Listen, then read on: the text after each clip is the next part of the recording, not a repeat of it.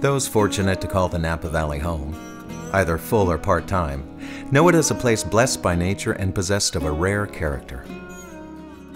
I think that the people who live here take their life here seriously. Once I retired, I came up here full-time. I had lived in larger cities most of my life, and I think there's more of a feeling of friendship here, and people take care of one another. The morning that I had the heart attack, I was out working on the hill behind the house. I had tied a rope around my waist and the other end to a tree up on top, and I had a chainsaw and I was clearing brush out. Started to feel a little bit woozy as I was cleaning things up. Went in and took a shower, got very dizzy in the shower. Decided I better lie down on the bed. Did so, got the whirlies on the bed. Thought it was safer to be on the floor, but I took the phone with me to the floor, fortunately. Because as I lie on the floor, when I still hadn't made up my mind that I was going to call 911, my hands and my feet went numb, and that's when I chickened out and dialed. First responder to come, as it turns out, it was the fire truck. They got me in the ambulance, drove me to the hospital. When they opened the doors to the ambulance, I heard some guy holler, skip the ER, we're going straight to the cath lab. And the next thing I knew, the doctor woke me up and said, this is the third stent that we've put in exactly the same place, in the same artery, and you're going to have a bypass. I actually had some people who were insistent that I go to Stanford. They said, why wouldn't you go to Stanford? And I said, why would I? I don't have to. You know, we have great facilities here. It really was never a point of contention in my mind where I was going to go. I just had to deal with all the free advice. Although I was an executive in San Francisco and knew a lot of people, when I got to the hospital, I was just another guy. I wasn't really anybody special. Here, I wasn't an executive anymore, and I was somebody special.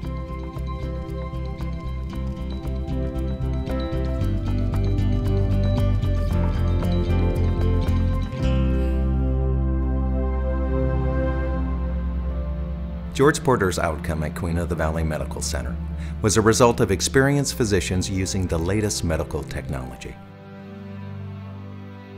But the vision to create such a facility begins with a community of nuns called the Sisters of St. Joseph, founded in 17th century France. When our community was founded, France had all kinds of problems, lots of social issues. There's lots of divisions between the wealthy and poor, divisions between Protestants and Catholics.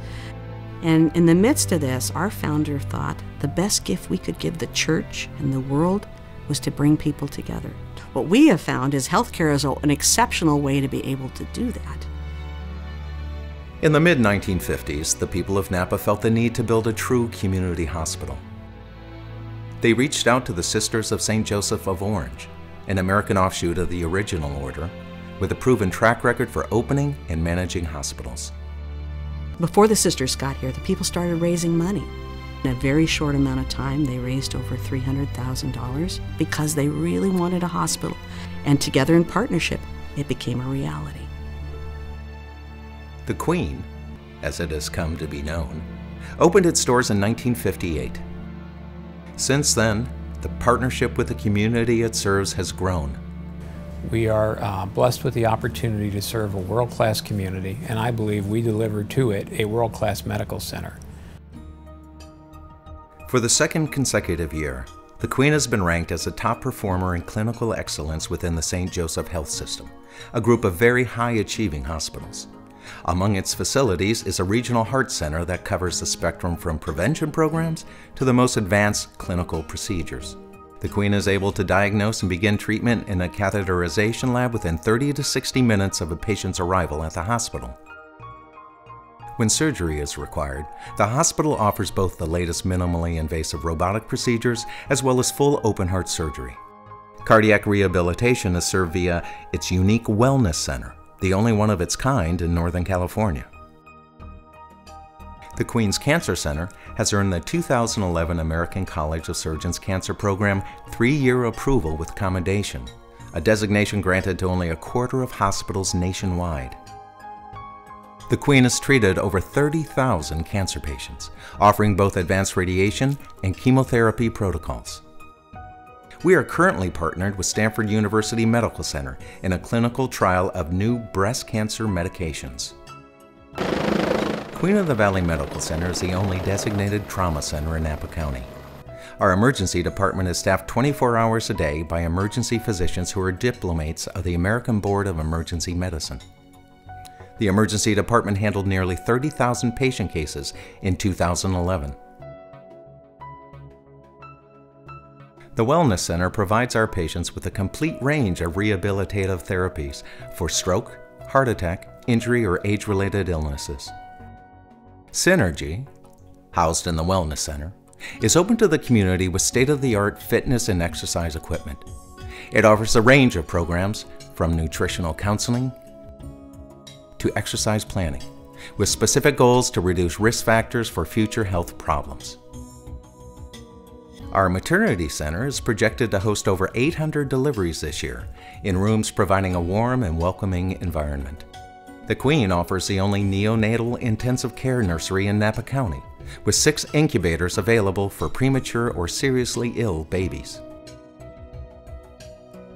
Over the 50-plus years of its existence, Queen of the Valley Medical Center has grown into Napa County's single largest non-government employer, with over 1,400 employees and a staff of 250 physicians.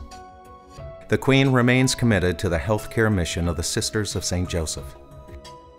In 2011, it provided over $26 million in charity and uncompensated care to the community it serves.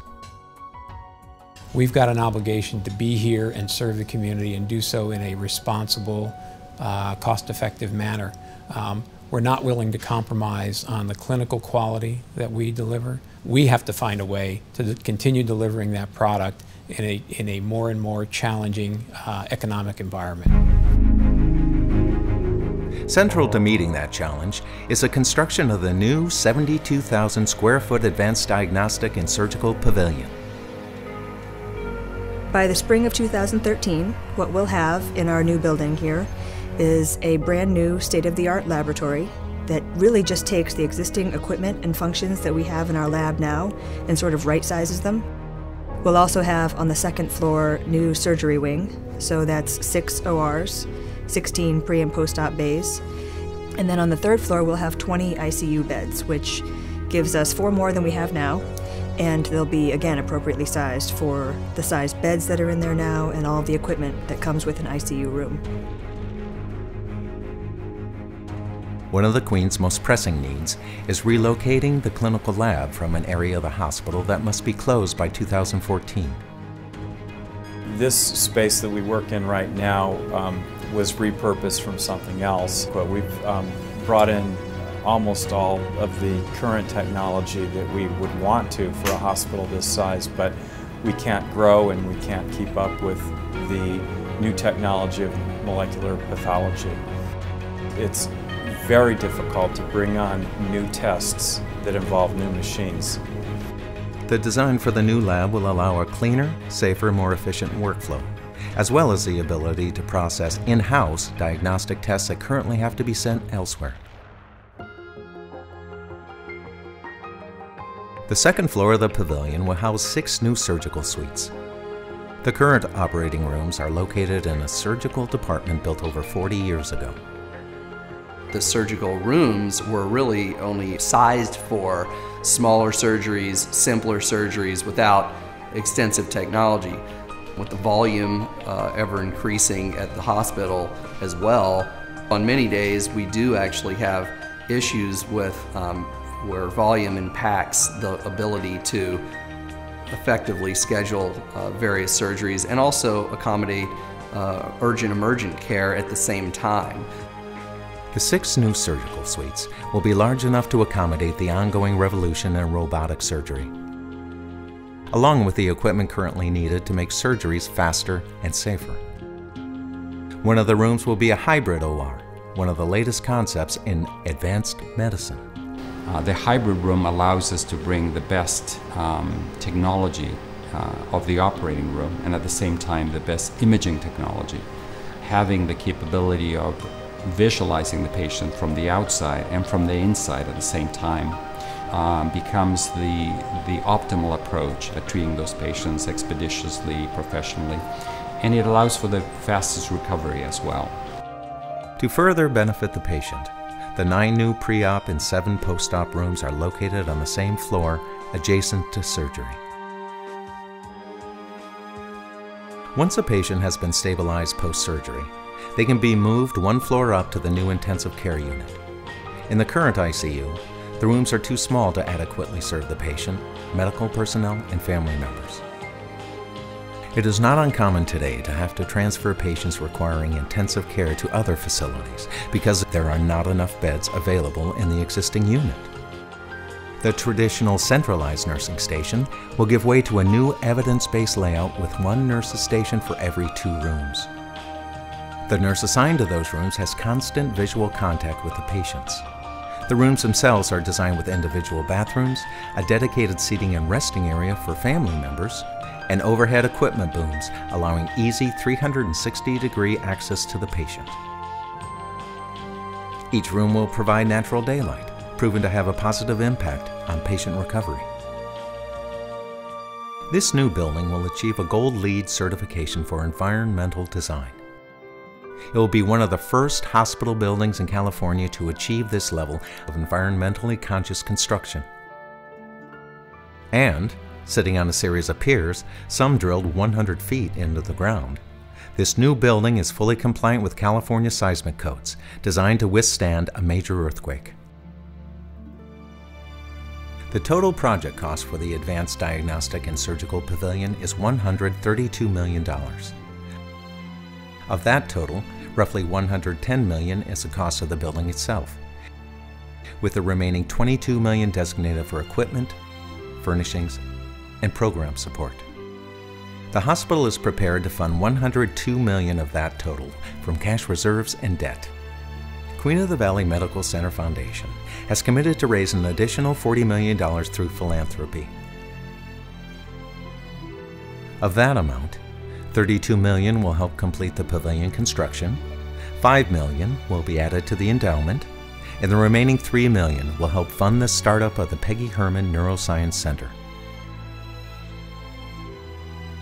As a virtual entity, the Peggy Herman Neuroscience Center will be another jewel in the crown of the Queen's services, bringing full-time neurosurgery to the Valley and establishing a collaboration with the UCSF Department of Neurological Surgery.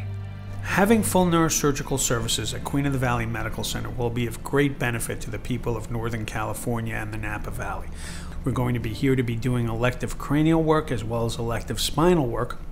Being able to provide acute coverage will be able to handle traumatic injuries as well as non-traumatic injuries. Timing is often critical in terms of the outcome of the patient.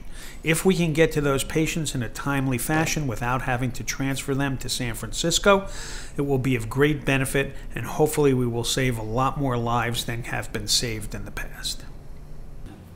So if we're going to be able to continue providing our community with leading-edge technology, with the great outcomes, with the clinical teams we have on standby 24/7, we're going to have to rely on continued support from our community. Based upon the amount of money that the Queen has been able to raise in the past, and hopefully will be able to continue to raise, that's what keeps it growing. And I think when you come here and you're part of this valley, and you have the ability to do so by giving to the Queen, by doing something to help, you're fulfilling, what I think is, the most important principle in life, taking care of your friends.